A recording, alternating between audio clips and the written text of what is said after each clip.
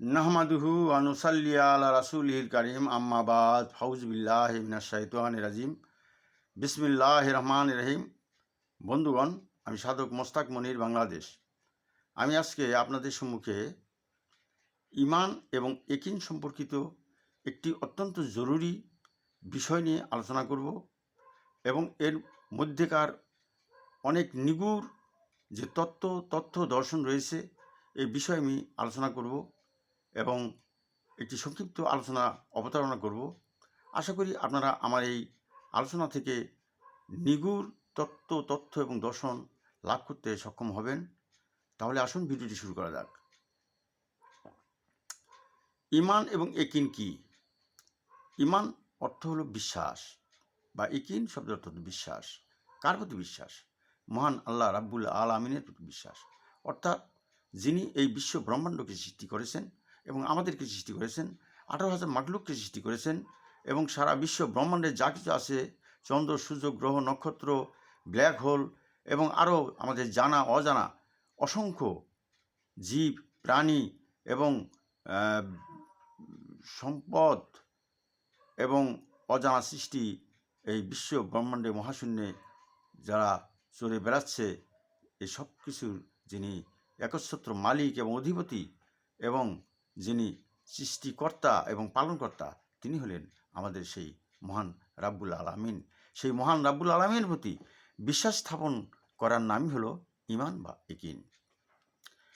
আসলে আমি একটু খোলামেলা আলোচনা করতে চাই, আর তা হলো এই যে আমরা এই পৃথিবীতে দেখতে পাই কোনো কিছুই অটোমেটিক সৃষ্টি হয় না, আপনি কোনো কিছু সৃষ্টি হয় না, কোনো কিছুকে সৃষ্টি করতে হয়।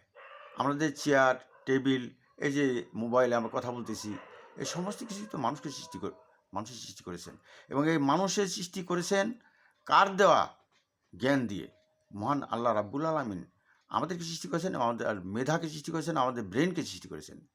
আল্লাহ রাব্বুল আলামিন যদি আমাদের মেধা বা ব্রেন না দিতেন, তাহলে তো আমরা কোনো কিছু করতে পারতাম না। সুতরাং আসলে আমাদের বলতে বা আমার বলতে কিছুই নাই। আমরা সম্পূর্ণরূপে বাহিরের জীবনের উপর নির্ভরশীল, আমরা বাহিরের বাতাসের উপর নির্ভরশীল, আমরা বাহিরের আলোর প্রতি নির্ভরশীল, আমরা বাহিরের খাদ্যের প্রতি নির্ভরশীল, আমরা বাহিরের সমস্ত কিছুর উপরে আমরা নির্ভরশীল, বাহিরের আলোর প্রতি আমরা নির্ভরশীল। আমাদের যদিও চক্ষু আছে, কিন্তু বাহিরের যদি আলো না থাকলে আমাদের চক্ষু কাজ করে না। তো সুতরাং আমরা দেখতে পাই যে আসলে আমার বলতে কিছুই নাই, আমি বলতে কিছুই নাই। কারণ আমরা জানি না আমরা কোথায় ছিলাম, আমরা এও জানি না আমরা কখন এই ধরাধাম থেকে চলে যাব, আমরা এও জানি না আমরা কোথায় যাব।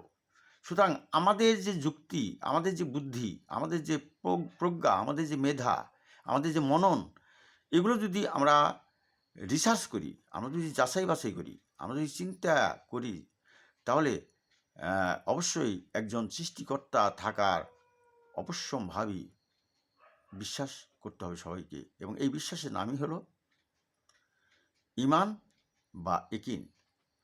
আমাদের প্রথমত মহান রাব্বুল আলামিন সৃষ্টিকর্তা এবং পালনকর্তা মহান রাব্বুল আলামিনের প্রতি বিশ্বাস স্থাপন করতে হবে। দ্বিতীয়ত আল্লাহর প্রত্যাদিষ্ট বান্দা নবী রসুলগণের প্রতি বিশ্বাস স্থাপন করতে হবে। তৃতীয়ত ফেরেশতাগণের প্রতি বিশ্বাস স্থাপন করতে হবে। চতুর্থত আমাদের সেই মৃত্যুর পরবর্তী জীবনের প্রতি বিশ্বাস স্থাপন করতে হবে। পঞ্চমত আমাদের সেই হাসর নাসরের প্রতি বিশ্বাস স্থাপন করতে হবে। ষষ্ঠত আমাদের সেই মিজানের প্রতি বিশ্বাস স্থাপন করতে হবে। সপ্তমত আমাদের সেই বেহেশত দোজখ বা জান্নাত জাহান্নামের প্রতি বিশ্বাস স্থাপন করতে হবে। সুতরাং আমাদের এই বিশ্বাসের এই 7টি স্তম্ভ আরও আছে। যেমন ভাগ্যের প্রতি বিশ্বাস স্থাপন করতে হবে।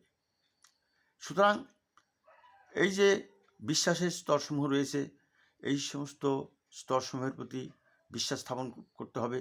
এবং যিনি এই বিশ্বাস স্থাপন করেন তাকে বলা হয় ইমানদার। যার ইমান আছে, যার বিশ্বাস আছে, তাকে বলা হয় ইমানদার। সুতরাং যখন একজন মানুষ আল্লাহর প্রতি বিশ্বাস স্থাপন করলেন এবং আল্লাহর দেওয়া সেই প্রদর্শিত সমস্ত কিছুর প্রতি বিশ্বাস স্থাপন করলেন, তখন তার উপরে আল্লাহর যে বাণী এবং আল্লাহর যে প্রদর্শিত অর্ডার, সেই অর্ডার পালন করা আমাদের জন্য বাধ্যতামূলক হয়ে যায়। এবং তিনি যেভাবে বলেছেন সেভাবে আমাদেরকে পথ চলতে হবে এবং তার নির্দিষ্ট নির্দেশিত পথে আমাদেরকে চলতে হবে। এবং তার সন্তুষ্টির পথে আমাদেরকে চলতে হবে।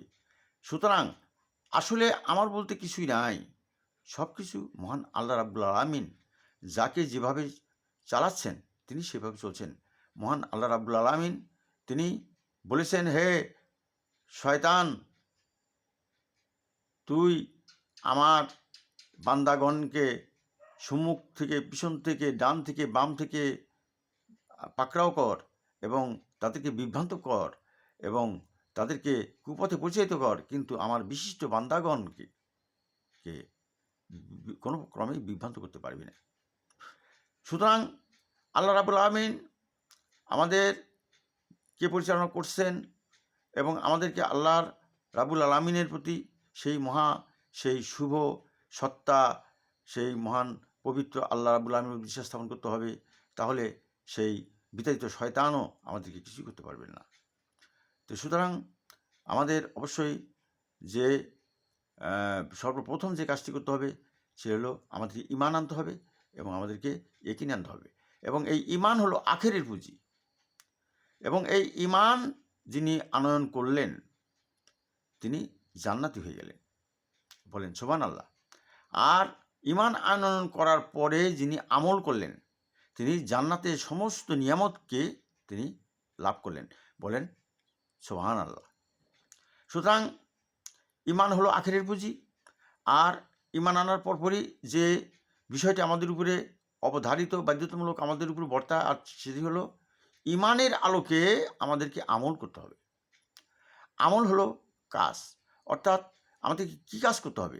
আল্লাহ নির্দেশিত পথে, আল্লাহর হুকুম মোতাবেক আমাদের প্রতিটি কাজ করতে হবে। আমাদের হাঁটতে, চলতে, উঠতে, বসতে, কর্ম করতে, সমস্ত বিষয়ের উপরে আমাদের বিশ্বাস স্থাপন করে এবং তিনি যেভাবে আমাদেরকে বলেছেন ঠিক সেইভাবে আমাদেরকে কর্ম করতে হবে, আমাদের আমল করতে হবে। এবং এই আমলগুলো জান্নাতের সেই দুধের নহর, সেই মধুর নহর, সেই জান্নাতের বাগান এবং সেই শরাবন তুহুরা, সমস্ত কিছু এই আমলের থেকে সৃষ্টি হবে। সুতরাং প্রথমে আমাদেরকে ঈমান আনতে হবে এবং এই ঈমানই আমাদেরকে জান্নাতের চাবি। এই ঈমানটা হলো জান্নাতের চাবি এবং সেই ঈমানের আলোকে আমাদেরকে অবশ্যই আমল করতে হবে। আশা করি আমার এই ক্ষুদ্র আলোচনা থেকে আপনারা কিছু তথ্য অবশ্যই পেয়েছেন। যদি কিছুটা উপকৃত হয়ে থাকেন তাহলে আমার পরিশ্রম হবে সার্থক। ওয়া আখিরি দাওয়ানা আনিল হামদুলিল্লাহি রাব্বিল আলামিন। আসসালামু আলাইকুম ওয়া রাহমাতুল্লাহি ওয়া বারাকাতুহু।